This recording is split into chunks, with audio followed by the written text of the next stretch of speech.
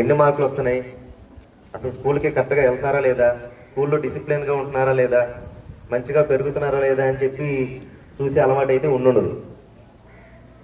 ఉంటే ఖచ్చితంగా 6 నెలలకు ఒకసారి పిల్లల కోసం స్కూల్కి వచ్చి కేటాయించడం అనేది పెద్ద విషయమే కాదు. ఖచ్చితంగా వచ్చేవాళ్ళు. అలా చేయకపోతే స్కూల్కి పంపించుకోవడం వేస్ట్ అండి. స్కూల్ ఎలా పిల్లలు 21 ఇయర్స్ వచ్చే వరకు చచ్చినట్టు చదువుకోలు కదా అని చెప్పి స్కూల్కి పంపించడం వేరు.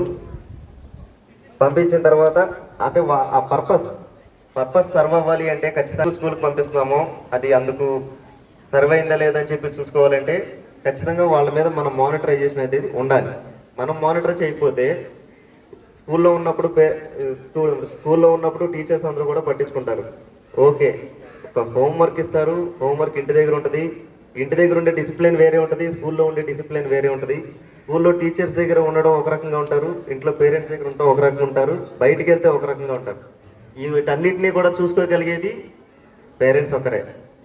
అలాంటి పేరెంట్స్ ఈ ఎడ్యుకేషన్ యొక్క ఇంపార్టెంట్ ఏంటో తెలియడానికే ఎన్ని సంవత్సరాల నుంచి ఈ కార్యక్రమం పెట్టారో నాకైతే తెలియదు, కానీ మేము చదువుకునేటప్పుడు ఈ కార్యక్రమాలు లేవు, ఆ తర్వాత వచ్చాయి. మేము చదువుకునేటప్పుడు ఇంతమంది పేరెంట్స్ స్టూడెంట్స్ని స్కూల్కి పంపించేవాళ్ళు కాదు. వాళ్ళ బతుకు తెరువు నిమిత్తం పిల్లల్ని మనం బతికుండాలంటే పిల్లలకి ఏవి అలవాటు చేయాలి అనేది మాత్రమే, వాళ్ళు ఆధారపడటం కోసం, పిల్లల మీద ఆధారపడటం కోసం మాత్రమే పేరెంట్స్ పిల్లల్ని చూసేవాళ్ళు. ఆ తర్వాత